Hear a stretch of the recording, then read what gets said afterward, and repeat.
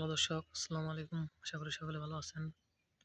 তো দর্শক দেখতে পাচ্ছেন কীভাবে কলা গাছগুলো চাষ করা হয়েছে।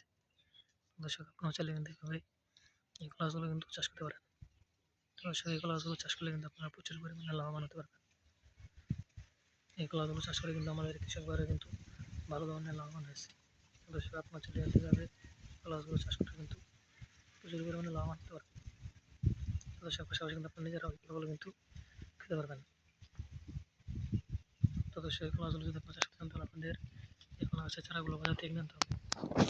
তারপর সেই চারাগুলো আপনাদের প্রতি জমিতে কিংবা আপনাদের পুকুরে ফেলতে কিন্তু রোপণ করে দিলে কিন্তু এরকম আপনাদের কলা গাছ কিন্তু আস্তে আস্তে প্রচুর পরিমাণে বড় হয়ে যাবে। যখন প্রয়োজনে কলাগুলো বড় হয়ে যাবে তখন কিন্তু সেই কলা গাছে প্রচুর পরিমাণে কলাগুলো ধরবে। তখন সেই কলাগুলো আপনারা তুলে নিয়ে বাজারে বিক্রি করতে পারবেন এবং পাশাপাশি আপনারা নিজেরাও কলাগুলো খেতে পারবেন।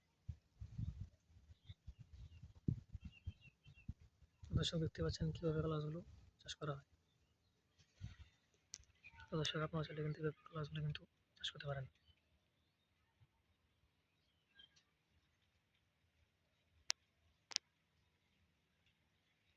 তো দর্শক এই কলাগুলো যদি আপনারা চাষ করতে চান তাহলে আপনাদের কলা গাছের চারাগুলো বাজার থেকে কিনে নিয়ে সেই চারাগুলো আপনাদের পুকুরের পাড় দিয়ে বা আপনাদের প্রতি জমিতে কিন্তু রোপণ করে দিলে কিন্তু আপনাদের কলাগুলো কিন্তু আস্তে আস্তে প্রচুর পরিমাণে বড় হয়ে যাবে। যখন প্রজন্মে বড় হয়ে যাবে তখন কিন্তু সেই কলা গাছে প্রচুর পরিমাণে কলাগুলো ধরবে। তখন সেই কলাগুলো আপনারা তুলে বাজারে বিক্রি করতে পারবেন এবং পাশাপাশি কিন্তু আপনারা নিজেরাও সেই কলাগুলো কিন্তু খেতে পারবেন।